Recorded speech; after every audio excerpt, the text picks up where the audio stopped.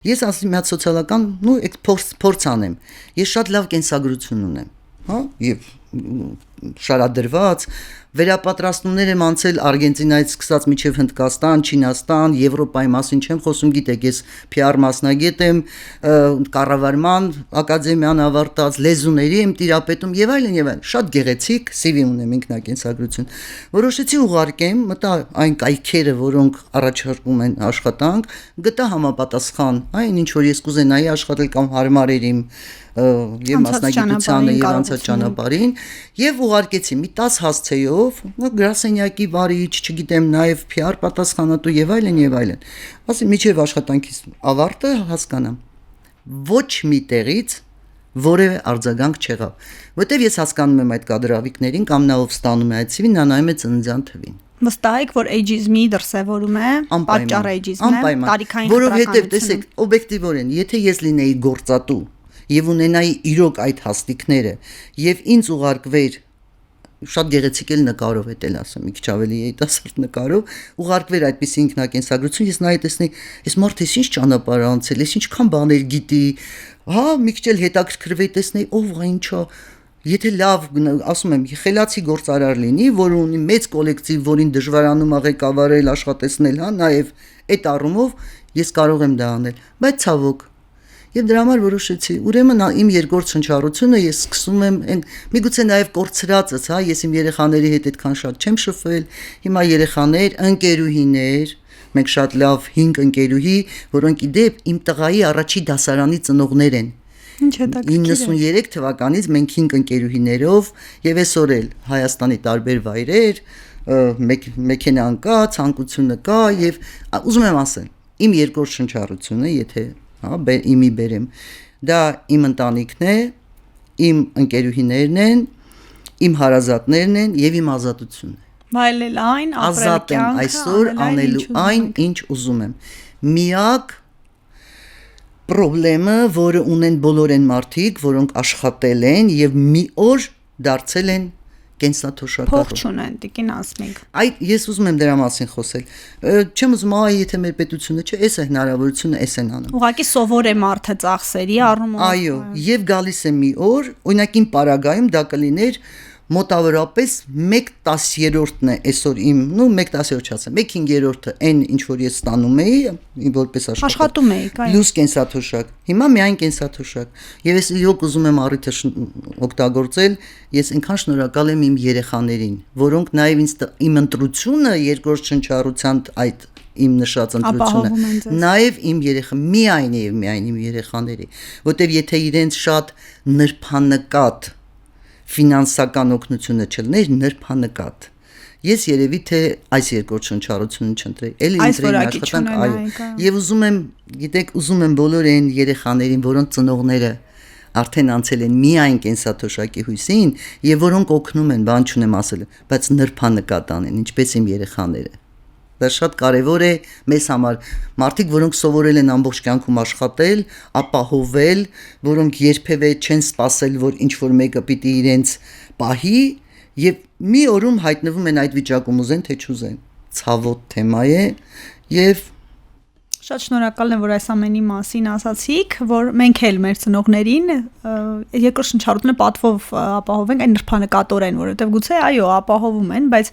չի խնդրի մարդը եթե դա ամբողջ կյանքի ընթացքում չի խնդրել 65-ից հետո էլ չի խնդրի գումար հագուստի կամ ինչ որ ճամփորդության բայց մենք երևի այսօր զավակներին այս հատվածը ուղղենք որ լավ տեր կանգնեն անպայման ես շատ նրբանկատ դա անեմ Տիկին ասմիկ մի բան էլ մի դիտարկում էլ ժողովրդագրական ռազմավարության մասին երբ որ խոսում էինք պարոն Ջրբաշյանը այստեղ ասաց որ նոր հասկացություններ երեխային խնամողը մեծ հաշվով Այն տատիկներն ու պապիկները, որ խնամում են իրենց թորնիկներին, կատարում են աշխատանք։ Դա աշխատանք է, որը եթե հրավիրեին դայակի, վարձատրելու են եւ բավականին լավ են վարձատրելու։ Հիմա պետությունը գնում այն ճանապարհով, որ այդ մարդկանց դայակներին, տատիկներին, պապիկներին, ընտանեկան դայակներին վարձատրի 10 ստատուս, համարվի ստաժ, որովհետև դա իսկապես աշխատանք է ու այս առումով ուրախալի է, ուզեցի սանչեցնեմ, որպեսզի մարդիկ իմանան, որ դա նույնպես գնահատելի է եւ զավակներն էլ հասկանան, որ իրենց տատիկ պապիկները, այսինքն ծնողները պարտավոր չեն, նաեւ պարտավոր չեն, իհարկե ամենահաճելի գործն է, բայց նաեւ դա գումար արժե, ժամանակ արժե, որ մարդը կարող է Իմ պարագայում դե հիշեցման կարիքը չկա, նորից եմ ասում շնորհակալ եմ երեխաներին, ես անում եմ այն, ինչ ուզում եմ։ Ես շատ եմ ուզում։ Տեսեք, իմ տղայի ընտանիքը ինձ հետ էր ապրում, մենք միասին էինք ապրում 11 տարի։ Հիմա նրանք առանձին բնակարան են գնել, առանձին են ապրում։ Եվ եթե ես 2 օր հանկարծ իրենց հետ գործ չունեմ, այսինքն քաղաքում չեն կամ ինչ-որ անելուք չկա, մնում է շվարած, բա ինչ անես։ Դա իմ ցանկությունն է, որևէ մեկը ինձ չի պարտադրում անել, բայց հնարավորինս ես ուզում եմ եւ դա աշխատանք չեմ համարում, դա գերագույն հաճույք է, եթե դու կարող ես էլի պետք լինել։ Գիտեք, այդ պետք լինելու գաղափարն է։ Դու պետք ես, դու առանց քեզ էլ դա կանեն։ Իմ եւ տղան եւ աղջիկը դայակներ ունեն, ընտիր դայակներ, որոնց մասին կարելի է առանձին հաղորդում անել, հարցը դա չէ։ Ես դայակը չեմ։ Ես անում եմ այն, ինչ ուզում եմ եւ անում եմ այն, ինչ որ դայակը չի կարող։ Մեծ սիրով տատիկի, այո, ընկերությունը այդ ծերուններ։ Ես հասկանում եմ ձեզ, որտեվ դա իսկապես շատ-շատ կարեւոր։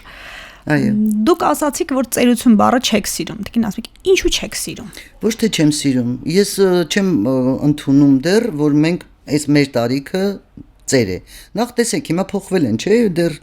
մենք որ երկրորդ երիտասարդություն ենք, թե ինչ, հա, նոր մակի ինչ որ նոր բաներ են ընդունում, հասկացություններ։ Գիտեք, ծեր է, ես գիտեմ, որ ծերանալու եմ, բայց այսօր ես ծեր չեմ եւ հարգելով բոլոր ծերերին, հույս ունեմ, որ մի օր էլ ես ծեր կդառնամ, բայց ես ծեր չեմ, ես շատ ակտիվ կյանքով եմ ապրում, ասեցի, չէ, ես հաճույքով մեքենա եմ վարում ամբողջ հանրապետությունում, հաճույքով ճանապարհորդում եմ, ինչպես շատ ճանապարհորդել եմ, ես նաև երջանկություն եմ ունեցել հիմնականում շնորհիվ իմ աշխատանքի այն տարիներին, հա, շատ քիչ երկրներ կան, որ այն հայտնի երկրներից, որտեղ ես չեմ եղել։ Եվ այսօր էլ հիմա էլ ես ճանապարհորդում եմ տարին գոնե 2 անգամ, ծով եմ գնում եվրոպական երկրների, հնարավորությունը եթե կա, պետք է անել։ Ուզում եմ ասեմ, դեռ Աստված տալիս է, առողջ եմ, որևէ խնդիր չունեմ, դրա համար ասել, որ ես այսօր ծեր եմ, ես ծեր չեմ, բայց շատ հարգում եմ ծերերին եւ այդ ծերը իմ մայրիկը, որը 89 տարեկան է, պիտի դառնա 90։ Աստված դա է, այդտեղ է իմ ճակատը փաչել եւ մայրիկս դեռ կա։ Պատկերացնում եք 66 տարեկանում դու դեռ երեխա ես, գնում ես գլուխը դնում ես մայրիկի ծնկին։ Ծերություն բառից չեմ խուսափում։ Մի հետաքրքիր Ես ծեր չեմ։ Հասկացա ձեզ, մի հետաքրքիր բան ասեմ, երբ որ երկրորդ շնչառության շրջանակում նկարում ենք պլյուս-մինուս 100 ծրագիրը, եւ երբ որ այցելում ենք մարդկանց, որ 100-ն անց են կամ մոտենում են 100-ին, եւ նրանց զավակները մեծ են իմ ծնողներից, ես ինձ բռնացնում եմ մի բանում, որ ես այդ մարդկանց դիմում եմ ոչ թե ասենք պարոն էս ինչ ան կամ պարոն Գագիկ, ես ասում Գագիկ ջան դուք։ Սա ինչ է նշանակում, որ եթե կա հայրը, եթե կա մայրը, եթե կա ծնողը, իմ ծնողի տարիքի մարդուն առաջի պահին անմիջականորեն ցանկություն առաջանում ոչ թե ասել ձյաձ Գագիկ կամ Գագիկ։ Շատ կարևոր է դրա համար եմ ասում, ես նաև այս շատ կարևոր ֆակտորը կա, որ ես ինձ ծեր չեմ։ Ձեր մայրն է ձեզ երիտասարդ։ Իմ մայրը դեռ կա ոտքի վրա, պաշտելի մեր մայրիկը, եւ դրա համար ամփոփենք ծերությունը հրաշալի է։ Ես դեռ ծեր չեմ։ Մի բան էլ այս մասով կան մարդիկ, որոնք 100 են, 90 եկել են տաղավարում, իրենք էլ ծեր չեն։ Եվ մենք եկել ենք եզրակացության մեր հոգեբանների հետ, հյուրերի հետ, որ ծերը տարիքով չի, կա 25 տարեկան ծերեր, այո, եւ դրա համար ես ինձ ուղղակի ձեր մոտեցումն էր հետաքրքիր, ինչու չեք սիրում այդ բառը, որովհետեւ դա հոգեվիճակ է, դա կենսակերպ է, բայց ոչ երբեք անձնագրային տարիք։ Թվով չի։